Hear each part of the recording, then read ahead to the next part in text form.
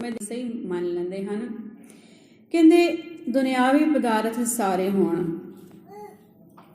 ਸਵਰਗ ਦੇ ਵਿੱਚ ਸਹੂਲਤਾਂ ਜੋ ਮੰਨੀਆਂ ਜਾਂਦੀਆਂ ਹਨ ਕਿ ਪਾਰਜਾਤ ਰੁੱਖ ਹੈ, ਉੱਥੇ ਕਿਸੇ ਚੀਜ਼ ਦੀ ਘਾਟ ਨਹੀਂ, ਅੰਮ੍ਰਿਤ ਹੈ, ਹੋਰ ਵੀ ਬਹੁਤ ਸਾਰੀਆਂ ਗੱਲਾਂ ਹਨ ਸਵਰਗ ਦੀਆਂ ਜਿਨ੍ਹਾਂ ਦੇ ਅਸੀਂ ਵਿਚਾਰ ਕਰਦੇ ਰਹਿੰਦੇ ਹਾਂ। ਤੇ ਉਹੋ ਜਿਹੇ ਸੁੱਖ ਗੁਰੂ ਗੋਬਿੰਦ ਸਿੰਘ ਪਾਤਸ਼ਾਹ ਜੀ ਲਿਖਦੇ ਹਨ, ਮਾਤੇ ਮਤੰਗ ਜਰੇ ਜਲ ਸੰਗ ਅਨੂਪ ਉਤੰਗ ਸੁਰੰਗ ਸਵਾਰੇ ਕੋਟ ਤੁਰੰਗ ਕੁਰੰਗ ਸਿਕੂਦਤ ਪੌਣ ਕੇ ਗੌਨ ਕੋ ਜਾਤ ਨਿਵਾਰੇ ਭਾਰੀ ਭੁਜਾਨ ਕੇ ਭੂਪ ਪਲੀਬਤ ਨਿਆਵਤ ਸੀਸ ਨ ਜਾਤ ਵਿਚਾਰੇ ਇਤੇ ਭਏ ਤੋ ਕਹਾਂ ਪਏ ਭੂਪਤ ਅੰਤ ਕੋ ਨਾਗੇ ਹੀ ਪਾਏ ਪਧਾਰੇ। ਕਿ ਭਾਵੇਂ ਮਸਤੇ ਹੋਏ ਹਾਥੀ ਹੋਣ ਮਨੁੱਖ ਦੇ ਕੋਲੇ ਤੇ ਕਹਿੰਦੇ ਘੋੜੇ ਇਹੋ ਜਿਹੇ ਹੋਣ, ਕਹਿੰਦੇ ਹਿਰਨਾਂ ਤੋਂ ਵੀ ਤੇਜ਼ ਦੌੜਦੇ ਹੋਣ, ਬੜੀ ਦੁਨੀਆ ਦੇ ਰਾਜੇ ਹੋਣ ਤੇ ਵੱਡੇ ਵੱਡੇ ਰਾਜੇ ਆ ਕੇ ਸਾਰੇ ਸੀਸ ਝੁਕਾਉਂਦੇ ਹੋਣ, ਅਸੀਂ ਕਹਿ ਲਈਏ ਕਿ ਪ੍ਰਧਾਨ ਮੰਤਰੀ ਦੇ ਥੱਲੇ ਸਾਰੇ ਮੁੱਖ ਮੰਤਰੀ ਹੁੰਦੇ ਹਨ, ਕਹਿੰਦੇ ਸਭ ਤੋਂ ਵੱਡਾ ਰਾਜਾ ਹੋਵੇ ਮਨੁੱਖ ਤੇ ਕਹਿੰਦੇ ਇੰਨਾ ਕੁਝ ਹੋਣ ਤੋਂ ਬਾਅਦ ਵੀ ਕਹਿੰਦੇ ਅੰਤ ਕੋ ਨਾਂਗੇ ਹੀ ਪਾਏ ਪਧਾਰੇ ਇੱਥੇ ਪਏ ਤੋਂ ਕਹਾਂ ਪਏ ਭੂਪਤ। ਇੰਨਾ ਕੁਝ ਹੋਣ ਦੇ ਬਾਵਜੂਦ ਕਹਿੰਦੇ ਨੰਗੇ ਪੈਰੀ ਇਸ ਸੰਸਾਰ ਤੋਂ ਜਾਣਾ ਪੈਂਦਾ ਹੈ। ਸਿਕੰਦਰ ਵਰਗੇ ਕਹਿੰਦੇ ਜਿਹੜੇ ਦੁਨੀਆ ਨੂੰ ਜਿੱਤਣ ਦਾ ਦਾਅਵਾ ਕਰਦੇ ਸਨ, ਉਹ ਵੀ ਖਾਲੀ ਹੱਥ ਨੰਗੇ ਪੈਰੀ ਸੰਸਾਰ ਤੋਂ ਗਏ। ਜਦੋਂ ਮਨੁੱਖ ਮਰਦਾ ਹੈ, ਇਸ ਸਰੀਰ ਨੂੰ ਛੱਡ ਕੇ ਜਾਂਦਾ ਹੈ ਤੇ ਜਦੋਂ ਅਸੀਂ ਉਸ ਦੀ ਕਿਰਿਆ ਕਰਮ ਆਦਿ ਕਰਦੇ ਹਾਂ, ਉਸ ਨੂੰ ਕੱਪੜੇ ਨਵੇਂ ਪਵਾਏ ਜਾਂਦੇ ਹਨ ਤੇ ਕੱਪੜੇ ਵੀ ਉਸ ਨੂੰ ਬੇਢੰਗੇ ਜਿਹੇ ਹੀ ਉਸੇ ਟਾਈਮ ਜੋ ਬਣ ਗਿਆ ਜਿਸ ਤਰ੍ਹਾਂ ਦਾ ਠੀਕ ਹੈ, ਤੇ ਪੈਰਾਂ 'ਚ ਜੋੜਾ ਨਹੀਂ ਪਵਾਇਆ ਜਾਂਦਾ, ਪੈਰਾਂ 'ਚ ਜੋੜਾ ਨਹੀਂ ਪਵਾਇਆ ਜਾਂਦਾ, ਭਾਵ ਕਿ ਪਤਾ ਲੱਗੇ ਕਿ ਮਨੁੱਖ ਸੰਸਾਰ ਤੋਂ ਖਾਲੀ ਹੱਥ ਨੰਗੇ ਪੈਰੀ ਜਾਂਦਾ ਹੈ। ਸੋ ਇਹੋ ਜਿਹੀ ਗੁਰੂ ਸਾਹਿਬ ਜੀ ਨੇ ਸਾਨੂੰ ਵਾਰ-ਵਾਰ ਜੀਵਨ ਜਾਚ ਦਿੱਤੀ ਹੈ ਬਾਣੀ ਦੇ ਵਿੱਚ ਕਿ ਸਾਨੂੰ ਕਿਤੇ ਨਾ ਕਿਤੇ ਸਮਝ ਆ ਜਾਵੇ ਕਿ ਨਾਂਗੇ ਪਾਉ ਤੇ ਗਏ ਜਿਨਕੇ ਲੱਖ ਕਰੋੜ। ਕਹਿੰਦੇ ਜਿਨ੍ਹਾਂ ਦੇ ਘਰੇ ਲੱਖਾਂ ਕਰੋੜਾਂ ਸੀ, ਕਹਿੰਦੇ ਉਹ ਵੀ ਨੰਗੇ ਪੈਰੀ ਗਏ। ਬਸੰਤ ਸਵਰਗ ਲੋਕ ਹੈ, ਕਹਿੰਦੇ ਭਾਵੇਂ ਸਵਰਗ ਵਰਗੇ ਲੋਕਾਂ ਦੇ ਵਿੱਚ ਕਹਿੰਦੇ ਰੋ ਲੋਕ ਰਾਜ ਕਰਦੇ ਹੋਣ ਤੇ ਇੱਥੇ ਹੀ ਬਸਨੇ ਜਿੱਤ ਤੇ ਪ੍ਰਿਥਵੀ ਨਵ ਖੰਡਨ ਹੈ। ਕਹਿੰਦੇ ਧਰਤੀ ਦੇ ਸਾਰੇ ਹਿੱਸਿਆਂ ਨੂੰ ਜਿੱਤ ਲੈਣ, ਭਾਵ ਕਿ ਸਾਰੀ ਸ੍ਰਿਸ਼ਟੀ ਨੂੰ, ਸਾਰੀ ਧਰਤੀ ਨੂੰ, ਸਵਰਗ ਵਰਗੇ ਰਾਜ ਤੱਕ ਕਹਿੰਦੇ ਉਹ ਪ੍ਰਾਪਤ ਕਰ ਲੈਣ। ਅਸੀਂ ਦੇਖਿਆ ਹੀ ਹੈ ਕਿ ਹਰਨਾਕਸ਼ ਵਰਗੇ ਅਸੀਂ ਸੁਣਦੇ ਹਾਂ ਸਾਖੀਆਂ ਕਿ ਉਹਨਾਂ ਨੇ ਵੀ ਆਪਣੇ ਆਪ ਨੂੰ ਸਮਝਿਆ ਕਿ ਅਸੀਂ ਰੱਬ ਦੀ ਬਰਾਬਰੀ ਕਰ ਲਵਾਂਗੇ, ਰੱਬ ਦੇ ਸ਼ਰੀਕ ਬਣ ਜਾਵਾਂਗੇ, ਪਰ ਕਹਿੰਦੇ ਅਖੀਰ ਤੇ ਉਹਨਾਂ ਦਾ ਕਹਿੰਦੇ ਨੁਕਸਾਨ ਹੋਇਆ, ਉਹਨਾਂ ਨੂੰ ਮੂੰਹ ਦੀ ਖਾਣੀ ਪਈ। ਰੱਬ ਸਭ ਤੋਂ ਵੱਡਾ ਹੈ, ਸਹਿਸ ਸਿਆਣਪਾਂ ਲੱਖ ਹੋਏ ਤਾਂ ਇੱਕ ਨਾ ਚੱਲੇ ਨਾਲ, ਤਿਸ ਨਾਲ ਸਿਆਣਪ ਨਾ ਚੱਲੇ ਨਾ ਹੁਜਤ ਕਰਨੀ ਜਾਏ। ਕਹਿੰਦੇ ਸੰਸਾਰੀ ਜੀਵ ਸੰਸਾਰ ਦੀ ਪ੍ਰਾਪਤੀ ਕਰਦੇ ਹਨ ਪਰ ਨਿਰੰਕਾਰ ਨੂੰ ਭੁੱਲ ਜਾਂਦੇ ਹਨ। ਬਿਸਰੰਤ ਹਰ ਗੋਪਾਲ ਹੈ, ਕਹਿੰਦੇ ਹਰ ਗੋਪਾਲ ਨੂੰ, ਉਸ ਹਰੀ ਨੂੰ ਜੋ ਘਟ ਘਟ ਦੇ ਵਿੱਚ ਵਸਦਾ ਹੈ, ਗੋਪਾਲ ਜੋ ਧਰਤੀ ਨੂੰ ਪਾਲਣ ਵਾਲਾ ਹੈ, ਧਰਤੀ ਤੇ ਜਿੰਨੇ ਵੀ ਜੀਵ ਹਨ ਕਹਿੰਦੇ ਸਾਰਿਆਂ ਦੀ ਪਾਲਣਾ ਉਹ ਆਪ ਕਰਦਾ ਹੈ। ਨਾਨਕ ਤੇ ਪ੍ਰਾਣੀ ਉਦਿਆਨ ਭਰਮਣ ਹੈ, ਕਹਿੰਦੇ ਜਿੰਨੇ ਮਰਜ਼ੀ ਸੁੱਖ ਸਹੂਲਤਾਂ ਦੇ ਵਿੱਚ ਰਹਿੰਦੇ ਹੋਣ ਪਰ ਜੇ ਰੱਬ ਯਾਦ ਨਹੀਂ ਤੇ ਕਹਿੰਦੇ ਉਹ ਪ੍ਰਾਣੀ, ਉਹ ਜਿਨ੍ਹਾਂ ਦੇ ਵਿੱਚ ਜਿੰਦ ਹੈ, ਦੇਖਣ ਨੂੰ ਜਿੰਦ ਵਾਲੇ ਲੱਗਦੇ ਹਨ, ਕਹਿੰਦੇ ਮੂਹਾ ਜਿਵੰਦਾ ਪੇਖ ਜੀਵੰਦੇ ਮਰ ਜਾਣ। ਕਹਿੰਦੇ ਮਰੇ ਉਹ ਹਨ ਜਿਨ੍ਹਾਂ ਦਾ ਆਤਮਿਕ ਜੀਵਨ ਲੁੱਟਿਆ ਜਾ ਚੁੱਕਿਆ ਹੈ, ਜਿਨ੍ਹਾਂ ਦੀ ਆਤਮਾ ਮਰੀ ਹੈ, ਜ਼ਮੀਰ ਮਰਿਆ ਹੈ। ਜਿਉਂਦੇ ਉਹ ਹਨ ਜਿਨ੍ਹਾਂ ਦੀ ਜ਼ਮੀਰ ਜਿਉਂਦੀ ਹੈ, ਉਹ ਮਰ ਕੇ ਵੀ ਜਿਉਂਦੇ ਹਨ, ਉਹਨਾਂ ਨੂੰ ਮਰਨ ਤੋਂ ਬਾਅਦ ਵੀ ਉਹਨਾਂ ਨੂੰ ਯਾਦ ਕੀਤਾ ਜਾਂਦਾ ਹੈ, ਉਹਨਾਂ ਦੇ ਜੀਵਨ ਤੋਂ ਸੇਧ ਲਈ ਜਾਂਦੀ ਹੈ, ਉਹ ਸਦਾ ਜਿਉਂਦੇ ਹਨ। ਉਦਿਆਨ ਭਰਮਣ ਹੈ। ਤੇ ਗੁਰੂ ਸਾਹਿਬ ਜੀ ਆਖਦੇ ਹਨ ਕਿ ਜਿਹੜੇ ਇੱਥੇ ਸੰਸਾਰ ਦੇ ਵਿੱਚ ਸੁੱਖਾਂ ਦੇ ਵਿੱਚ ਰਹਿੰਦੇ ਹਨ, ਕਹਿੰਦੇ ਉਹ ਮਾਨੋ ਜੰਗਲ ਦੇ ਵਿੱਚ ਰਹਿ ਰਹੇ ਹਨ, ਜੰਗਲ ਦੇ ਵਿੱਚ ਰਹਿ ਰਹੇ ਹਨ ਪਰ ਲੱਗਦਾ ਹੈ ਉਹਨਾਂ ਨੂੰ ਕਿ ਅਸੀਂ ਬੜੇ ਹੀ ਸੁੱਖਾਂ ਦੇ ਵਿੱਚ ਹਾਂ। ਗੁਰੂ ਗੋਬਿੰਦ ਸਿੰਘ ਜੀ ਨੇ ਇਸ ਨੂੰ ਇਸ ਤਰ੍ਹਾਂ ਆਖਿਆ ਹੈ ਜਦੋਂ ਮਾਛੀਵਾੜੇ ਦੇ ਜੰਗਲਾਂ ਦੇ ਵਿੱਚ ਜਾਂਦੇ ਹਨ ਕਿ ਤੁਧ ਬਿਨ ਰੋਗ ਰਜਾਈਆਂ ਦਾ ਓਢਣ ਨਾਗ ਨਿਵਾਸਾਂ ਦੇ ਰਹਿਣਾ, ਕਿ ਜਿੱਥੇ ਪਰਮਾਤਮਾ ਦੀ ਯਾਦ ਨਹੀਂ ਕਹਿੰਦੇ ਉਹ ਬੜੇ ਮਹਿਲਾਂ ਮਾੜੀਆਂ ਦੇ ਵਿੱਚ ਰਹਿੰਦਾ ਹੈ ਤੇ ਬੜੇ ਹੀ ਉਹਦੇ ਕੋਲ ਸੁੱਖ ਸਾਧਨ ਹਨ। ਰਜਾਈਆਂ ਦੇ ਕਹਿੰਦੇ ਚੰਗੇ ਲਿਫਨ ਉਹ ਲੈਂਦਾ ਹੈ, ਕਹਿੰਦੇ ਚੰਗੀਆਂ ਰਜਾਈਆਂ ਆਦਿਕ ਲੈਂਦਾ ਹੈ। ਪਰ ਤੁਧ ਬਿਨ, हे ਪਰਮਾਤਮਾ ਤੁਹਾਡੇ ਤੋਂ ਬਿਨਾਂ ਹੈ, ਤੁਹਾਡੀ ਯਾਦ ਉਹਦੇ ਹਿਰਦੇ ਦੇ ਵਿੱਚ ਨਹੀਂ। ਤੇ ਕਹਿੰਦੇ ਉਹ ਕਿਵੇਂ ਹੈ? ਰਜਾਈਆਂ ਦਾ ਉੱਡਣ, ਕਹਿੰਦੇ ਨਾਗ ਨਿਵਾਸਾਂ ਦੇ ਰਹਿਣਾ। ਤੁਧ ਬਿਨ ਰੋਗ, ਕਹਿੰਦੇ ਰੋਗ ਹੈ, ਰਜਾਈਆਂ ਰੋਗ ਹਨ। ਤੇ ਉਹ ਘਰ ਜਿਨ੍ਹਾਂ ਦੇ ਵਿੱਚ ਕਹਿੰਦੇ ਸੋਹਣੇ ਵਸੇਬਿਆਂ ਦੇ ਵਿੱਚ ਰਹਿੰਦਾ ਹੈ, ਕਹਿੰਦੇ ਉਹ ਨਾਗਾਂ ਦੇ ਵਿੱਚ ਰਹਿਣ ਦੇ ਬਰਾਬਰ ਹੈ ਕਿ ਆਸੇ ਪਾਸੇ ਨਾਗ ਹੀ ਨਾਗ ਹਨ, ਸੱਪ ਹੀ ਸੱਪ ਹਨ। ਜ਼ਹਿਰ ਦੇ ਵਿੱਚ ਮਨੁੱਖ ਰਹਿ ਰਿਹਾ ਹੈ ਜੇ ਯਾਦ ਨਹੀਂ। ਯਾਦ ਹੈ ਤੇ ਹਰ ਵੇਲੇ ਕਹਿੰਦੇ ਰੱਬ ਦੇ ਨਾਮ ਦੇ ਵਿੱਚ ਕਹਿੰਦੇ ਉੱਥੇ ਅੰਮ੍ਰਿਤ ਹੈ, ਕਿਉਂਕਿ ਅੰਮ੍ਰਿਤ ਉਹਦੇ ਅੰਦਰ ਵਰਸ ਰਿਹਾ ਹੈ। ਕਹਿੰਦੇ ਜਿਹੜੇ ਭੁੱਲ ਜਾਂਦੇ ਹਨ, ਕਹਿੰਦੇ ਉਹ ਭਾਵੇਂ ਸ੍ਰਿਸ਼ਟੀ ਦੇ ਰਾਜ ਕਰਨ ਤੇ ਭਾਵੇਂ ਸਵਰਗ ਦੇ ਰਾਜ ਕਰਨ, ਪਰ ਉਹ ਇੰਝ ਹਨ ਜਿਵੇਂ ਜੰਗਲ ਦੇ ਵਿੱਚ ਰਹਿ ਰਹੇ ਹਨ। ਜੰਗਲ ਦੇ ਵਿੱਚ ਰਹਿ ਰਹੇ ਹਨ, ਘਿਰੇ ਹਨ ਰੁੱਖਾਂ ਦੇ ਨਾਲ, ਰਸਤਾ ਲੱਭ ਨਹੀਂ ਰਿਹਾ। ਤੇ ਕਹਿੰਦੇ ਉਹ ਰਸਤਾ ਲੱਭਦਾ ਨਹੀਂ ਤੇ ਹੁਣ ਔਖੇ ਹਨ। ਤੇ ਫਿਰ ਉਹਨਾਂ ਨੂੰ ਸਮਝ ਵੀ ਨਹੀਂ ਆਉਂਦੀ, ਬਸ ਉੱਥੇ ਹੀ ਗਵਾਚੇ ਹੋਏ ਮਾਇਆ ਦੇ ਵਿੱਚ ਮਸਤ ਹਨ। ਕਹਿੰਦੇ ਰਾਜ ਭੁਯੰਗ ਪ੍ਰਸੰਗ ਜੈਸੀ ਹੈ। ਤੇ ਭਗਤ ਰਵਿਦਾਸ ਜੀ ਨੇ ਤਾਂ ਕਹਿ ਦਿੱਤਾ ਕਿ ਅਬ ਕਛ ਮਰਮ ਜਨਾਇਆ, ਸਾਡੇ ਲਈ ਰਾਜ ਭੁਯੰਗ ਪ੍ਰਸੰਗ ਹੈ ਸੇ ਹੈ, ਅਸੀਂ ਉੱਥੇ ਖੜੇ ਹਾਂ। ਪਰ ਜਿਹੜੇ ਭਗਤ ਜਨ ਹਨ ਉਹ ਕਹਿੰਦੇ ਹਨ ਕਿ ਅਬ ਕਛ ਮਰਮ ਜਨਾਇਆ, ਕਿ ਹੁਣ ਰੱਬ ਨੇ ਕੁਝ ਭੇਦ ਦੇ ਦਿੱਤਾ, ਸਮਝ ਦੇ ਦਿੱਤੀ। ਇਹੋ ਸਮਝ ਸ਼ਬਦ ਦੇ ਵਿੱਚ ਅੱਜ ਦੇ ਰਹੇ ਹਨ। ਕੌਤਕ ਕੋੜ ਤਮਾਸ਼ਿਆਂ ਚਿੱਤ ਨਾ ਆਵਸ ਨਾਉ। ਕੌਤਕ ਹਨ ਜਿੰਨੇ ਵੀ ਅਸੀਂ ਦੁਨੀਆ ਦੇ ਵਿੱਚ ਰੰਗ ਤਮਾਸ਼ੇ ਮਾਣਦੇ ਹਾਂ, ਜਿੰਨੀਆਂ ਵੀ ਖੁਸ਼ੀਆਂ ਮਾਣਦੇ ਹਾਂ, ਅਸੀਂ ਸਮਝਦੇ ਹਾਂ ਕਿ ਇਸ ਦੇ ਵਿੱਚ ਖੁਸ਼ੀ ਹੈ, ਇਸ ਚੀਜ਼ ਦੇ ਵਿੱਚ ਸੁੱਖ ਹੈ। ਕਹਿੰਦੇ ਜਿੰਨੇ ਵੀ ਇਹ ਤਮਾਸ਼ੇ ਹਨ, ਚਿੱਤ ਨਾ ਆਵਸ ਨਾਉ। ਤੇ ਇਹ ਤਮਾਸ਼ੇ, ਇਹ ਰੰਗ ਰਲੀਆਂ ਸਾਨੂੰ ਜੇ ਨਾਮ ਨੂੰ ਚਿੱਤ ਦੇ ਵਿੱਚੋਂ, ਸਾਡੇ ਚਿੱਤ ਦੇ ਵਿੱਚੋਂ ਨਾਮ ਨੂੰ ਭੁਲਾ ਦਿੰਦੀਆਂ ਹਨ। ਇਹ ਸੁੱਖ ਨਾਮ ਨੂੰ ਪਰੇ ਕਰ ਦਿੰਦੇ ਹਨ। ਅਸੀਂ ਜਿਸ ਨੂੰ ਕਹਿੰਦੇ ਹਾਂ ਕਿ ਸੁੱਖ ਦੇ ਵਿੱਚ ਅਸੀਂ ਭੁੱਲ ਜਾਂਦੇ ਹਾਂ ਕਿ ਦੁੱਖ ਮੈਂ ਆਣ ਬਹੁਤ ਮਿਲ ਬੈਠਤ। ਕਹਿੰਦੇ ਦੁਨੀਆ ਦੇ ਵਿੱਚ ਦੁਨਿਆਵੀ ਜੋ ਲੋਕ ਹਨ ਉਹ ਵੀ ਕਹਿੰਦੇ ਕੀ ਹਨ ਕਿ ਜਦੋਂ ਸੁੱਖ ਆਉਂਦਾ ਹੈ ਮਨੁੱਖ ਨੂੰ, ਕਹਿੰਦੇ ਉਦੋਂ ਉਹ ਸੁੱਖਮੈ, ਕਹਿੰਦੇ ਸੁੱਖ ਦੇ ਵਿੱਚ ਆ ਕੇ ਇਕੱਠੇ ਹੁੰਦੇ ਹਨ। ਪਰ ਜਦੋਂ ਦੁੱਖ ਆਉਂਦਾ ਹੈ ਤੇ ਕਹਿੰਦੇ ਦੂਰ ਚਲੇ ਜਾਂਦੇ ਹਨ। ਨੇੜੇ ਨਹੀਂ ਕੋ ਨਾ ਆਵਤ ਨੇੜਾ, ਕਹਿੰਦੇ ਹੁਣ ਕੋਈ ਵੀ ਨੇੜੇ ਨਹੀਂ ਆਉਂਦਾ। ਦੁੱਖ ਕਿਹੜਾ ਹੈ ਕਿ ਪਰਮਾਤਮਾ ਨੂੰ ਭੁੱਲ ਜਾਣਾ। ਵਿਛੋੜਾ, ਇੱਕ ਦੁੱਖ ਭੁੱਖ, ਇੱਕ ਦੁੱਖ ਸ਼ਕਤਵਾਰ ਜਮਦੂਤ। ਕਹਿੰਦੇ ਇੱਕ ਕਹਿੰਦੇ ਭੁੱਖ ਹੈ ਦੁਨਿਆਵੀ ਭੁੱਖ, ਜਿਹੜੀ ਮਾਇਆ ਦੀ ਭੁੱਖ, ਤੇ ਇੱਕ ਪਿਆਰੇ ਪਰਮਾਤਮਾ ਜੀ ਤੋਂ ਜਿਹੜੇ ਕਹਿੰਦੇ ਵਿਛੋੜਾ ਹੈ। ਕਹਿੰਦੇ ਇਹ ਸਭ ਤੋਂ ਵੱਡਾ ਦੁੱਖ ਹੈ। ਤੇ ਅਸੀਂ ਜੇ ਉਸ ਨੂੰ ਆਖਦੇ ਕਿ ਹੇ ਦਾਦਾ ਜੀਓ ਇਹ ਵਿਛੋੜਾ ਸਹਿਆ ਨਾ ਜਾਏ, ਕਹਿੰਦੇ ਇਹ ਜੋ ਪਿਆਰੇ ਪਰਮਾਤਮਾ ਜੀ ਤੁਹਾਡੇ ਤੋਂ ਅਸੀਂ ਵਿਛੜ ਗਏ ਹਾਂ, ਇਹ ਜਦੋਂ ਵਿਛੋੜਾ ਸਾਨੂੰ ਪਤਾ ਲੱਗ ਜਾਵੇ ਕਿ ਹੁਣ ਇਹ ਸਹਿਆ ਨਹੀਂ ਜਾ ਸਕਦਾ, ਮੈਂ ਬਿਨ ਗੁਰ ਦੇਖੇ ਨੀਂਦ ਨਾ ਆਵੇ, ਕਿ ਮੈਂ ਗੁਰੂ ਦਾ ਦਰਸ਼ਨ ਜੇ ਨਹੀਂ ਕੀਤਾ ਤੇ ਕਹਿੰਦੇ ਫਿਰ ਮੈਨੂੰ ਨੀਂਦ ਨਾ ਆਵੇ। ਇਹ ਸਾਡੀ ਜੀਵਨ ਦੀ ਹਾਲਤ ਹੋਣੀ ਚਾਹੀਦੀ ਹੈ। ਗੁਰੂ ਸਾਹਿਬ ਇੱਥੇ ਕਹਿ ਰਹੇ ਹਨ ਕਿ ਕੌਤਕ ਕੋੜ ਤਮਾਸ਼ਿਆਂ ਚਿੱਤ ਨਾ ਆਵਸ ਨਾਉ। ਜਦ ਕਿ ਇਹ ਜੋ ਕੌਤਕ ਕੋੜ ਤਮਾਸ਼ੇ ਹਨ, ਇਹ ਸਾਨੂੰ ਗੂੜੀ ਨੀਂਦ ਦੇ ਵਿੱਚ ਇੰਨਾ ਕੁ ਸਵਾ ਦਿੰਦੇ ਹਨ ਕਿ ਨਾਮ ਚੇਤੇ ਹੀ ਨਹੀਂ ਆਉਂਦਾ। ਅਸੀਂ ਜਾਗਣਾ ਭੁੱਲ ਹੀ ਜਾਂਦੇ ਹਾਂ, ਸੁੱਤੇ ਹੀ ਰਹਿ ਜਾਂਦੇ ਹਾਂ, ਸੁੱਤੇ ਸੁੱਤੇ ਹੀ ਜੀਵਨ ਬਤੀਤ ਕਰ ਰਹੇ ਹਾਂ, ਮਰੇ ਮਰੇ ਹੀ ਜੀਵਨ ਬਤੀਤ ਕਰ ਰਹੇ ਹਾਂ। ਨਾਨਕ ਉਹਨੂੰ ਕੀ ਆਖਿਆ? ਕੋੜੀ।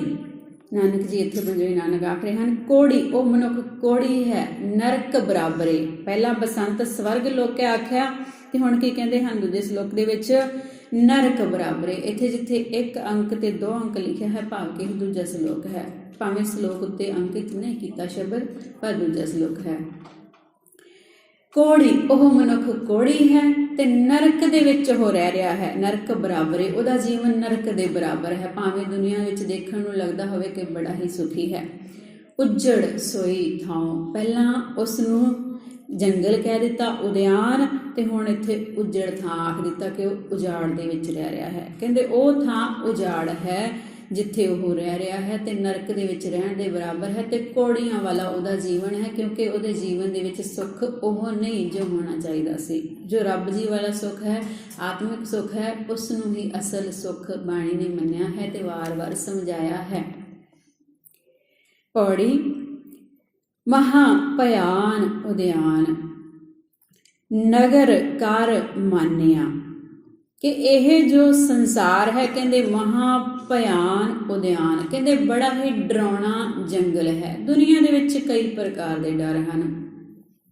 ਕਦੇ ਸਾਨੂੰ ਲੋਕਾਚਾਰੀ ਦਾ ਡਰ ਹੈ, ਕਦੇ ਸਾਨੂੰ ਆਪਣੇ ਮਾਇਆ ਦੇ ਜਾਣ ਦਾ ਡਰ ਹੁੰਦਾ ਹੈ ਕਿ ਗਵਾਚ ਨਾ ਜਾਵੇ, ਖਤਮ ਨਾ ਹੋ ਜਾਵੇ। ਘਰ ਦੇ ਵਿੱਚ ਸੋਨਾ ਆਦਿ ਹੁੰਦਾ, ਅਸੀਂ ਉਹਦੇ ਜਾਣ ਤੋਂ ਵੀ ਡਰਦੇ ਹਾਂ। ਚੋਰਿਆਂ ਦਾ ਡਰ ਹੈ, ਲੁਟੇਰਿਆਂ ਦਾ ਡਰ ਹੈ, ਕਿਹੜੇ ਕਿਹੜੇ ਡਰ ਅਸੀਂ ਗਿਣੀਏ। ਤੇ ਫਿਰ ਅਸੀਂ ਲੋਕਾਚਾਰੀ ਸ਼ਰਮ ਦੀ ਗੱਲ ਦਾ ਅਸੀਂ ਆਮ ਹੀ ਕਰਦੇ ਹਾਂ ਕਿ ਉਹ ਸਾਨੂੰ ਡਰ ਹਰ ਵੇਲੇ ਹੋਆ ਬਣਿਆ ਰਹਿੰਦਾ ਕਿ ਅਸੀਂ ਜੇ ਇਹ ਨਾ ਕੀਤਾ ਲੋਕ ਕੀ ਕਹਿਣਗੇ, ਅਸੀਂ ਜੇ ਉਹ ਨਾ ਕੀਤਾ ਲੋਕ ਕੀ ਕਹਿਣਗੇ। ਪਤਾ ਨਹੀਂ ਕਿੰਨੇ ਕੁ ਡਰ ਪਾਲੀ ਫਿਰਦੇ ਹਾਂ। ਤੇ ਡਰ ਦੀ ਖਾਤਰ ਡਰ ਦੇ ਅਧੀਨ ਰਹਿੰਦੇ ਹੋਏ ਅਸੀਂ ਦੁਨਿਆਵੀ ਸੁੱਖ ਭਾਲਦੇ ਰਹਿੰਦੇ ਹਾਂ। ਤੇ ਇਹ ਕੀ ਹੈ? ਮਹਾ ਭਿਆਨ ਉਦਿਆਨ। ਇਹ ਕਹਿੰਦੇ ਬੜਾ ਹੀ ਡਰਾਉਣਾ ਕਹਿੰਦੇ ਜੰਗਲ ਹੀ ਹੈ, ਸਮਝ ਲਓ ਕਹਿੰਦੇ ਇਹ ਨਗਰ। ਪਰ ਫਿਰ ਮੰਨਿਆ ਕੀ ਹੈ ਅਸੀਂ? ਕਹਿੰਦੇ ਮਨਮੁਖਾਂ ਨੇ। ਜੇ ਅਸੀਂ ਮਨਮੁਖਤਾਈ ਕਰ ਰਹੇ ਹਾਂ ਤਾਂ ਅਸੀਂ ਮਨਮੁਖ ਹਾਂ ਤੇ ਉਹਨੂੰ ਅਸੀਂ ਨਗਰ ਮੰਨੀ ਬੈਠੇ ਹਾਂ, ਅਸੀਂ ਸ਼ਹਿਰ ਮੰਨੀ ਬੈਠੇ ਹਾਂ ਕਿ ਆਹ ਹੀ ਸ਼ਹਿਰ ਹੈ, ਪਰ ਹੈ ਜੰਗਲ। ਅਸੀਂ ਰਹਿ ਜੰਗਲ ਦੇ ਵਿੱਚ ਰਹੇ ਹਾਂ, ਪਰ ਸੁੱਖਾਂ ਨੂੰ ਅਸੀਂ ਕਹਿੰਦੇ ਸ਼ਹਿਰ ਬਣਾਇਆ ਹੋਇਆ ਹੈ। ਝੂਠ ਸਮੱਗਰੀ ਪੇਖ। ਜਿਵੇਂ ਸ਼ਹਿਰਾਂ ਦੇ ਵਿੱਚ ਕਹਿੰਦੇ ਬੜੀਆਂ ਹੀ ਸਮੱਗਰੀਆਂ ਦਿਖਾਈ ਦਿੰਦੀਆਂ ਹਨ, ਉਹ ਸੁੱਖ, ਉਹ ਚਮਕ ਦਮਕ, ਇੰਨੇ ਪ੍ਰਕਾਰ ਦੇ ਗਹਿਣੇ, ਕੱਪੜੇ, ਖਾਣ ਦੇ ਪਦਾਰਥ, ਕਹਿੰਦੇ ਝੂਠ ਸਮੱਗਰੀ। ਤਾਂ ਖਾਂਦੇ ਹਾਂ, ਖਾਧਾ ਹੋਏ ਸਵਾਹ ਪੀ ਖਾਣੇ ਸੁਣ ਦੋਸਤੀ। ਪਿਛਲਾ ਜਿਹੜਾ ਖਾਧਾ ਉਹ ਸਵਾਹ ਹੋ ਜਾਂਦਾ, ਫਿਰ ਅਸੀਂ ਹੋਰ ਖਾਣਾ ਲੱਭਦੇ ਹਾਂ ਕਿ ਹੋਰ ਖਾਣਾ ਬਣਾਉਣਾ। ਸਵੇਰ ਦਾ ਖਾਧਾ ਦੁਪਹਿਰੇ ਫਿਰ ਭੁੱਖ ਲੱਗੀ, ਸ਼ਾਮੀ ਫਿਰ ਲੱਗ ਗਈ, ਫਿਰ ਸਵਾਹ ਹੋ ਗਿਆ, ਅਗਲੇ ਦਿਨ ਫਿਰ ਆਹ ਚੱਕਰ ਹੀ ਚੱਲਦਾ ਰਹਿੰਦਾ। ਖਾਂਦੇ ਹਾਂ, ਬਣਾਉਂਦੇ ਹਾਂ, ਇਹਨਾਂ ਚੱਕਰਾਂ ਦੇ ਵਿੱਚ ਹੀ ਜ਼ਿੰਦਗੀ। ਹੋਰ ਸਵਾਦ ਲੈਣ ਦੀ ਖਾਤਰ, ਹੋਰ ਪਾਉਣ ਦੀ ਖਾਤਰ, ਬਸ ਹੋਰ ਕਮਾਈ, ਫਿਰ ਮਾਇਆ ਦੇ ਵਿੱਚ ਰੁੱਝੇ ਰਹਿ ਜਾਂਦੇ ਹਾਂ। ਬਸ ਇਹੋ ਚੱਕਰ। ਤੇ ਕਮਾਈ ਨਾਮ ਦੀ ਕਰਨੀ ਸੀ, ਉਹਨੂੰ ਭੁੱਲ ਜਾਂਦੇ ਹਾਂ ਕਿਉਂਕਿ ਝੂਠ ਸਮੱਗਰੀ ਪੇਖ ਸੱਚ ਕਰ ਜਾਂਦੇ ਹਾਂ। ਉਹਨੂੰ ਅਸੀਂ ਸੱਚ ਸਮਝੀ ਬੈਠੇ ਹਾਂ, ਸੱਚ ਸਮਝੀ ਬੈਠੇ ਹਾਂ, ਝੂਠ ਸਮਝਦੇ ਹੀ ਨਹੀਂ ਕਿ ਝੂਠ ਹੈ। ਇਹ ਸਾਰਾ ਕੁਝ ਨਾਸ਼ਵੰਤ ਹੈ, ਸਾਹਮਣੇ ਦੇਖ ਰਹੇ ਹਾਂ ਕਿ ਜਾ ਰਹੇ ਹਨ ਲੋਕ। ਸਮਾਨ ਵੀ ਲਗਾਤਾਰ ਸਾਡਾ ਖਤਮ ਹੁੰਦਾ, ਹੋਰ ਬਣਾਉਂਦੇ ਹਾਂ, ਹੋਰ ਫਿਰ ਮਕਾਨ ਵੀ ਆਖਿਰ ਕਿੰਨੀ ਕੁ ਚਿਰ ਰਹਿੰਦੇ ਹਨ, 30-35 ਸਾਲ ਬਾਅਦ ਉਹਦੀ ਕਿਸੇ ਦੀ ਮਿਆਦ ਹੁੰਦੀ ਹੈ। ਹਰ ਇੱਕ ਚੀਜ਼ ਦੀ ਮਿਆਦ ਹੁੰਦੀ ਹੈ, ਹਰ ਇੱਕ ਚੀਜ਼ ਦੀ ਮਿਆਦ ਹੁੰਦੀ ਹੈ ਤੇ ਉਹ ਸਮਾਂ ਆਉਣ 'ਤੇ ਖਤਮ ਹੋ ਜਾਂਦੀ ਹੈ। ਸਾਡੇ ਸਰੀਰਾਂ ਦੀ ਵੀ ਇਹੋ ਮਿਆਦ ਹੈ, ਜਦੋਂ ਸਮਾਂ ਆਉਂਦਾ ਤੇ ਅਸੀਂ ਖਤਮ ਹੋ ਜਾਵਾਂਗੇ। ਪਿਛਲੇ ਜਾ ਰਹੇ ਹਨ, ਅਗਲਿਆਂ ਨੇ ਵੀ, ਅਸੀਂ ਵੀ ਜਾਣਾ ਹੈ, ਆਉਣ ਵਾਲਿਆਂ ਨੇ ਵੀ ਆਉਣਾ ਹੈ, ਫਿਰ ਜਾਣਾ ਹੈ। ਇਹ ਚੱਕਰ ਚੱਲ ਰਿਹਾ ਹੈ, ਇਹ ਸਮਝ ਨਹੀਂ ਆਉਂਦੀ। ਅਸੀਂ ਸੱਚ ਕਰਕੇ ਜਾਣਦੇ ਨਹੀਂ, ਅਸੀਂ ਭੁੱਲ ਜਾਂਦੇ ਹਾਂ, ਵਾਰ-ਵਾਰ ਭੁੱਲਦੇ ਹਾਂ। ਕਾਮ ਕ੍ਰੋਧ ਅਹੰਕਾਰ ਫਿਰੈ ਦੀਵਾਨਿਆਂ। ਕਾਮ ਕ੍ਰੋਧ ਤੇ ਹੰਕਾਰ ਦੇ ਵਿੱਚ ਕਹਿੰਦੇ ਫਿਰਾਂ ਦੀਵਾਨਿਆਂ। ਅਸੀਂ ਇੰਨੇ ਕੁ ਦੀਵਾਨੇ ਹੋ ਕੇ, ਇੰਨੇ ਕੁ ਪਾਗਲ ਚੱਲੇ ਨਾ ਸਮਝ ਹੋ ਕੇ ਅਸੀਂ ਫਿਰਦੇ ਰਹਿੰਦੇ ਹਾਂ ਕਿ ਅਸੀਂ ਸਮਝਦੇ ਹੀ ਨਹੀਂ। ਅਸੀਂ ਕੀ ਕਰਦੇ ਹਾਂ ਕਿ ਗਵਾਂਢੀਆਂ ਦੇ ਘਰੇ ਕੋਈ ਚੀਜ਼ ਆ ਗਈ ਵੱਧ ਤੇ ਅਸੀਂ ਕਹਿੰਦੇ ਹਾਂ ਕਿ ਸਾਡੇ ਘਰੇ ਕਿਉਂ ਨਹੀਂ ਆਈ। ਗੁਰੂ ਸਾਹਿਬ ਜੀ ਆਖਦੇ ਹਨ ਕਿ ਪਾਰੋਸੀ ਕੇ ਜੋ ਹੁਆ ਤੂੰ ਆਪਣੇ ਵੀ ਜਾਣ। ਕਿ ਜੋ ਪੜੋਸੀਆਂ ਦੇ, ਜੋ ਗਵਾਂਢੀਆਂ ਦੇ ਘਰ ਦੇ ਵਿੱਚ ਹੋਇਆ ਉਹ ਤੇਰੇ ਘਰੇ ਵੀ ਆਉਣਾ ਹੈ। ਜੇ ਕੱਲ ਉਹਦੇ ਘਰੇ ਕਲੇਸ਼, ਤੇਰੇ ਘਰੇ ਵੀ ਅੱਜ ਆਉਣਾ ਹੈ। ਜੇ ਉਹਦੇ ਘਰੇ ਸੁੱਖ ਤੇ ਤੇਰੇ ਘਰੇ ਵੀ ਆਉਣਾ ਹੈ। ਤੇ ਕੀ ਚੰਗਾ ਹੋਵੇ ਤੂੰ ਉਹਨਾਂ ਦੀ ਸੁੱਖ ਮੰਗ ਕਿ ਜੋ ਉਹਨਾਂ ਦੇ ਘਰੇ ਸੁੱਖ ਆਊਗਾ ਤੇਰੇ ਘਰੇ ਵੀ ਆ ਜਾਊਗਾ। ਕਿਉਂਕਿ ਪਾਰੋਸੀ ਕੇ ਜੋ ਹੁਆ ਤੂੰ, ਸਾਰਿਆਂ ਦੇ ਘਰੇ ਮੌਤ ਉਹਦੇ ਘਰੇ ਆਈ, ਮੌਤ ਤੇਰੇ ਘਰੇ ਵੀ ਆਉਣੀ ਹੈ। ਅਸੀਂ ਵੀ ਮਰਨਾ, ਉਹ ਵੀ ਮਰੂਗਾ, ਸਾਰਿਆਂ ਨੇ ਹੀ ਜਾਣਾ ਹੈ। ਤੇ ਗੁਰੂ ਸਾਹਿਬ ਜੀ ਨੇ ਇਤਿਹਾਸ ਦੇ ਵਿੱਚ ਸਾਨੂੰ ਇੰਨੀਆਂ ਸੋਹਣੀਆਂ ਸੋਹਣੀਆਂ ਉਦਾਹਰਨਾਂ ਦਿਖਾਈਆਂ, ਬਾਣੀ ਦੇ ਵਿੱਚ ਸਮਝਾਇਆ, ਇਤਿਹਾਸ ਦੇ ਵਿੱਚ ਸਮਝਾਇਆ। ਗੁਰੂ ਨਾਨਕ ਦੇਵ ਜੀ ਮਹਾਰਾਜ ਕਰਤਾਰਪੁਰ ਜਦੋਂ ਹਨ ਤੇ ਕਰਤਾਰਪੁਰ ਦੇ ਵਿੱਚ ਰਹਿੰਦੇ ਰਹਿੰਦੇ ਕਹਿੰਦੇ ਇਹ ਵਿਚਰਦੇ ਹਨ, ਥੋੜਾ ਥੋੜਾ ਘੁੰਮਦੇ ਹਨ ਸਿੱਖਾਂ ਨੂੰ ਨਾਲ ਲੈ ਕੇ। ਤੇ ਇੱਕ ਦਿਨ ਕੀ ਹੁੰਦਾ ਹੈ ਕਿ ਦੋ ਭਰਾ ਆਪਸ ਦੇ ਵਿੱਚ ਅਲੱਗ ਹੋਏ ਹਨ, ਵੱਡਾ ਤੇ ਛੋਟਾ ਦੋ ਹਨ। ਤੇ ਕਣਕ ਦੋਨਾਂ ਨੇ ਆਪਣੀ ਮਤਲਬ ਕਿ ਵੱਡੀ ਹੈ, ਇਕੱਠੀ ਕੀਤੀ ਹੈ ਤੇ ਕਣਕ ਦੇ ਢੇਰ ਲੱਗੇ ਹੋਏ ਹਨ। ਕਣਕ ਦੇ ਢੇਰ ਲੱਗੇ ਹੋਏ ਹਨ ਤੇ ਕੀ ਦੇਖਦੇ ਹਨ ਕਿ ਜੋ ਵੱਡਾ ਭਰਾ ਹੈ, ਇੱਕ ਵਾਰੀ ਜਦੋਂ ਲੰਘ ਰਹੇ ਹਨ ਸਾਹਮਣੇ ਤੇ ਵੱਡਾ ਜੋ ਭਰਾ ਹੈ ਉਹ ਆਪਣੇ ਢੇਰ ਦੇ ਵਿੱਚੋਂ ਚੱਕ ਕੇ ਕਣਕ ਦੂਸਰੇ ਛੋਟੇ ਭਰਾ ਦੇ ਢੇਰ ਦੇ ਵਿੱਚ ਪਾ ਰਿਹਾ ਹੈ। ਫਿਰ ਜਦੋਂ ਵਾਪਸ ਆਏ ਤੇ ਕੀ ਦੇਖਦੇ ਹਨ ਕਿ ਵੱਡਾ ਭਰਾ ਆਪਦੇ ਘਰੇ ਜਾ ਚੁੱਕਿਆ ਹੈ ਤੇ ਛੋਟਾ ਭਰਾ ਜੋ ਹੈ ਉਹ ਦੇਖਦਾ ਹੈ, ਉਹ ਆਪਣੇ ਭਰਾ ਦੀ ਢੇਰੀ ਦੇ ਵਿੱਚ ਆਪਣੀ ਕਣਕ ਚੱਕ ਕੇ ਪਾਉਣ ਲੱਗ ਜਾਂਦਾ ਹੈ। ਤਾਂ ਹੁਣ ਇੱਥੇ ਜੋ ਸਿੱਖ ਹਨ ਗੁਰੂ ਸਾਹਿਬ ਜੀ ਦੇ ਨਾਲ ਤੇ ਪੁੱਛਦੇ ਹਨ ਕਿ ਇਹ ਕੀ ਕੌਤਕ ਹੈ, ਇਹ ਕੀ ਹੋਇਆ ਕਿ ਛੋਟਾ ਭਰਾ ਉਧਰ ਪਾ ਰਿਹਾ ਹੈ, ਵੱਡਾ ਉਧਰ ਪਾ ਰਿਹਾ ਹੈ। ਲੋਕੀ ਤਾਂ ਚੱਕਦੇ ਹਨ ਇੱਕ ਦੂਜੇ ਦੀ, ਇਹ ਆਪਣੀ ਢੇਰੀ ਦੇ ਵਿੱਚੋਂ ਦੂਜੇ ਢੇਰੀ ਵਿੱਚ ਪਾ ਰਹੇ ਹਨ। ਤਾਂ ਹੁਣ ਉਹਨਾਂ ਦੋਨਾਂ ਭਰਾਵਾਂ ਤੋਂ ਪੁੱਛਿਆ ਗਿਆ ਕਿ ਭਾਈ ਤੁਸੀਂ ਇਹ ਕਿਉਂ ਕਰ ਰਹੇ ਹੋ? ਤੇ ਵੱਡੇ ਭਰਾ ਨੇ ਆਖਿਆ ਕਿ ਮੇਰਾ ਜੋ ਭਰਾ ਛੋਟਾ ਹੈ, ਕਿਉਂਕਿ ਛੋਟਿਆਂ ਨੂੰ ਸਮਝ ਘੱਟ ਹੁੰਦੀ ਹੈ ਤੇ ਬਾਅਦ ਵਿੱਚ ਸਮਝ ਆਉਂਦੀ ਹੈ, ਉਮਰ ਦੇ ਨਾਲ ਹੌਲੀ ਹੌਲੀ ਸਮਝ ਆਉਂਦੀ ਹੈ। ਤੇ ਹੁਣ ਵੱਡੇ ਦੀ ਸੋਚ ਇਹ ਹੈ ਕਿ ਛੋਟਾ ਭਰਾ ਨੂੰ ਸਮਝ ਨਹੀਂ, ਇਹਨੂੰ ਵਰਤਣਾ ਨਹੀਂ ਆਉਂਦਾ, ਇਸਦੀ ਘਰਵਾਲੀ ਨੂੰ ਵੀ ਵਰਤਣਾ ਨਹੀਂ ਆਉਂਦਾ ਤੇ ਇਹ ਜਲਦੀ ਖਤਮ ਕਰ ਲੈਂਦੇ ਹਨ। ਤੇ ਇਸ ਕਰਕੇ ਮੈਂ ਸੋਚਦਾ ਹਾਂ ਕਿ ਇਹ ਜੇ ਇਹਨਾਂ ਕੋਲੇ ਵੱਧ ਹੋਊਗੀ ਤੇ ਕਹਿੰਦੇ ਇਹ ਆਪਣਾ ਸੌਖਾ ਗੁਜ਼ਾਰਾ ਕਰ ਲੈਣਗੇ ਤੇ ਸਾਨੂੰ ਕੀ ਹੈ, ਸਾਨੂੰ ਚਲਾਉਣਾ ਆਉਂਦਾ ਹੈ ਘਰ, ਅਸੀਂ ਥੋੜੇ ਨਾਲ ਵੀ ਗੁਜ਼ਾਰਾ ਕਰ ਲਵਾਂਗੇ, ਸਾਨੂੰ ਬਰਕਤ ਪਾਣੀ ਤੇ ਸਾਨੂੰ ਤਰਕੀਬ ਆਉਂਦੀ ਹੈ ਕਿਸ ਤਰੀਕੇ ਨਾਲ ਚੱਲਿਆ ਜਾਵੇ। ਵੱਡਿਆਂ ਨੂੰ ਜੀਵਨ ਜਾਚ ਜ਼ਿਆਦਾ ਹੁੰਦੀ ਹੈ, ਉਮਰ ਦੇ ਹਿਸਾਬ ਦੇ ਨਾਲ ਫਰਕ ਹੁੰਦਾ, ਐਕਸਪੀਰੀਅੰਸ ਹੁੰਦਾ ਹਰ ਇੱਕ ਚੀਜ਼ ਦਾ। ਹੁਣ ਵੱਡੇ ਦੀ ਸੋਚ ਇਹ ਸੀ ਤੇ ਫਿਰ ਛੋਟੇ ਨੂੰ ਪੁੱਛਿਆ ਗਿਆ ਕਿ ਤੂੰ ਉਹਦੇ ਢੇਰੀ 'ਚ ਕਿਉਂ ਪਾ ਰਿਹਾ ਸੀ? ਤੇ ਹੁਣ ਛੋਟੇ ਦੀ ਸੋਚ ਕੀ ਸੀ ਕਿ ਛੋਟਾ ਕਹਿੰਦਾ ਕਿ ਮੇਰਾ ਜੋ ਵੱਡਾ ਭਰਾ ਹੈ ਉਹਦੇ ਘਰ ਦੇ ਵਿੱਚ ਕਹਿੰਦੇ ਸਾਰੇ ਰਿਸ਼ਤੇਦਾਰ ਵੱਡੇ ਕਰਕੇ ਉਹਦੇ ਘਰੇ ਆਉਂਦੇ ਹਨ ਜ਼ਿਆਦਾ, ਤੇ ਉਹ ਵੱਡੇ ਨੂੰ ਹੀ ਰਿਸ਼ਤੇਦਾਰੀ ਜ਼ਿਆਦਾ ਸਾਂਭਣ ਦਾ ਵੱਲ ਆਉਂਦਾ ਹੈ, ਸਾਰੇ ਉਹਦੇ ਘਰੇ ਆਉਂਦੇ ਹਨ, ਉਹ ਵੀ ਜ਼ਿਆਦਾ ਘਰਾਂ ਦੇ ਵਿੱਚ ਜਾਂਦਾ ਹੈ, ਮੈਨੂੰ ਸਮਝ ਘੱਟ ਹੈ ਤੇ ਮੈਂ ਮੇਰੇ ਘਰੇ ਜੋ ਵੀ ਆਉਂਦਾ ਥੋੜੀ ਦੇਰ ਵਾਸਤੇ ਆਉਂਦਾ, ਉਹਦੇ ਘਰੇ ਰਾਤ ਵੀ ਠਹਿਰਦਾ ਅਗਲਾ, ਤੇ ਕਹਿੰਦੇ ਜ਼ਿਆਦਾ ਪ੍ਰਾਹੁਣੇ ਉਹਦੇ ਘਰ ਆਉਂਦੇ ਹਨ, ਜਿੰਨੇ ਵੀ ਰਿਸ਼ਤੇਦਾਰ ਆਉਂਦੇ ਹਨ ਤੇ ਉਹਦੇ ਘਰੇ ਜ਼ਿਆਦਾ ਲੋੜ ਹੁੰਦੀ ਹੈ, ਮੈਂ ਇਸ ਕਰਕੇ ਆਪਣੀ ਢੇਰੀ ਦੇ ਵਿੱਚੋਂ ਉਹਦੀ ਢੇਰੀ ਦੇ ਵਿੱਚ ਪਾ ਰਿਹਾ ਸਾਂ। ਤੇ ਗੁਰੂ ਸਾਹਿਬ ਜੀ ਨੇ ਇੱਥੇ ਸਾਨੂੰ ਇਹੋ ਸਮਝਾਇਆ ਹੈ ਕਿ ਅਸੀਂ ਕੀ ਕਰਦੇ ਹਾਂ ਕਿ ਅਸੀਂ ਪਾਰੋਸੀ ਕੇ ਜੋ ਹੁਆ। ਹੁਣ ਵੱਡੇ ਭਰਾ ਨੇ ਕਿਹਾ ਕਿ ਮੈਂ ਆਪਦੀ ਕਣਕ ਦੇ ਵਿੱਚੋਂ ਪਾ ਦੇਵਾਂ ਤੇ ਛੋਟੇ ਨੇ ਫਿਰ ਉਹੀ ਸੋਚਿਆ, ਛੋਟੇ ਨੇ ਵੀ ਉਹੀ ਸੋਚਿਆ ਕਿ ਮੈਂ ਵੀ ਪਾ ਦੇਵਾਂ ਆਪਦੀ ਢੇਰੀ ਚੋਂ। ਤੇ ਅਸੀਂ ਕਹਾਂਗੇ ਜੇ ਕੱਢ ਲਈਏ ਤੇ ਫਿਰ ਅਗਲਾ ਵੀ ਕੱਢੂਗਾ। ਜੇ ਅਸੀਂ ਕਹੀਏ ਕਿ ਗਵਾਂਢੀਆਂ ਦੇ ਬੱਚੇ ਨੌਕਰੀ ਲੱਗ ਜਾਣ, ਅਸੀਂ ਕਹੀਏ ਕਿ ਗਵਾਂਢੀਆਂ ਦੇ ਬੱਚੇ ਸੁਖੀ ਵਸਣ, ਅਸੀਂ ਕਹੀਏ ਕਿ ਗਵਾਂਢੀ ਸੁਖੀ ਵਸਣ ਤੇ ਅਸੀਂ ਵੀ ਸੁਖੀ ਵਸਾਂਗੇ। ਅਸੀਂ ਸੋਚ ਨੂੰ ਬਦਲੀਏ। ਗਵਾਂਢੀ ਹੁੰਦੇ ਅਕਸਰ ਆਪਣੇ ਭੈਣ ਭਰਾ ਹੀ ਹੁੰਦੇ ਹਨ ਜ਼ਿਆਦਾਤਰ,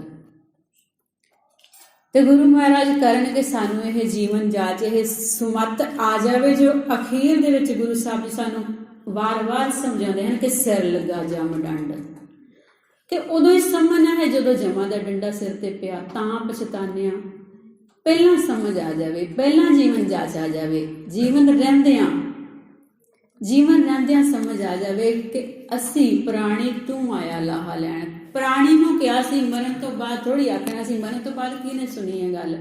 ਅਸੀਂ ਪ੍ਰਾਣੀ ਹਾਂ, ਜੀਵਨ ਸਾਡੇ ਅੰਦਰ ਜਿੰਦ ਚੱਲ ਰਹੀ ਹੈ, ਸਾਨੂੰ ਕਹਿ ਰਹੇ ਹਨ ਕਿ ਤੂੰ ਆਇਆ ਲਾਹਾ ਲੈਣ।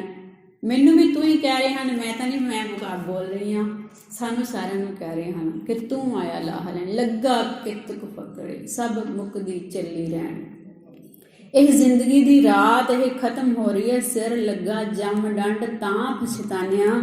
ਪਹਿਲਾਂ ਕੀ ਹੁੰਦਾ ਹੈ ਕਿ ਕਹਿੰਦੇ ਕਾਮ ਕ੍ਰੋਧ ਅਹੰਕਾਰ ਕਾਮਨਾਵਾਂ ਹਨ ਜੀਵਨ ਦੇ ਵਿੱਚ, ਇਹ ਪ੍ਰਾਪਤ ਕਰ ਲਈਏ, ਉਹ ਪ੍ਰਾਪਤ ਕਰ ਲਈਏ। ਕ੍ਰੋਧ ਦੇ ਅਧੀਨ ਕਹਿੰਦੇ ਲੋਕਾਂ ਦੇ ਉੱਤੇ ਕਹਿੰਦੇ ਇਹ ਜੋ ਕ੍ਰੋਧ ਹੈ ਇਹ ਕਲ ਮੂਲ ਕ੍ਰੋਧੰ, ਕਹਿੰਦੇ ਕਲ ਦਾ ਮੂਲ ਹੈ, ਕਹਿੰਦੇ ਕਲੇਸ਼ਾਂ ਦੀ ਜੜ ਹੈ, ਕਹਿੰਦੇ ਇਹਦੇ ਵਿੱਚ ਮਨੁੱਖ ਫਸਿਆ ਰਹਿੰਦਾ ਹੈ। ਹੰਕਾਰ ਦੇ ਵਿੱਚ ਸਦਾ ਮਸਤ ਰਹਿੰਦਾ ਹੈ ਕਿ ਮੈਂ ਪ੍ਰਾਪਤੀ ਕਰਨੀ ਹੈ, ਮੇਰਾ ਸਾਰਾ ਕੁਝ ਮੈਂ ਲੈ ਲਵਾਂ, ਮੇਰਾ ਇਹ ਮੇਰਾ ਉਹ, ਬਸ ਇਸੇ ਦੇ ਵਿੱਚ ਫਿਰਾਂ ਦੀਵਾਨਾ, ਕਹਿੰਦੇ ਝੱਲਾ ਹੋ ਕੇ ਨਾ ਸਮਝ ਹੋ ਕੇ ਫਿਰਦਾ ਰਹਿੰਦਾ ਹੈ ਮਨੁੱਖ। ਸੋ ਗੁਰੂ ਸਾਹਿਬ ਜੀ ਨੇ ਸਾਨੂੰ ਵਾਰ-ਵਾਰ ਬਾਣੀ ਦੇ ਵਿੱਚ, ਇਤਿਹਾਸ ਦੇ ਵਿੱਚ ਸਮਝਾਇਆ ਹੈ। ਤੇ ਫਿਰ ਕੀ ਕਿਹਾ, ਬਿਨ ਪੂਰੇ ਗੁਰਦੇਵ, ਕਿ ਜਿਨ੍ਹਾਂ ਦੇ ਜੀਵਨ ਦੇ ਵਿੱਚ ਪੂਰਾ ਗੁਰੂ ਨਹੀਂ ਫਿਰੈ ਸ਼ੈਤਾਨਿਆਂ, ਉਹ ਸ਼ੈਤਾਨ ਹਨ, ਉਹਨਾਂ ਦੇ ਜੀਵਨ ਸ਼ੈਤਾਨਾਂ ਵਾਲੇ ਹਨ। ਤੇ ਅਸੀਂ ਬਣਨਾ ਕੀ ਹੈ, ਅਸੀਂ ਦੇਵਤਿਆਂ ਤੋਂ ਰੱਬ ਬਣਨਾ ਹੈ, ਰੱਬ ਦੇ ਰਸਤੇ ਵੱਲ ਜਾਣਾ ਕਿ ਮਨ ਤੂੰ ਜੋਤ ਸਰੂਪ ਹੈ।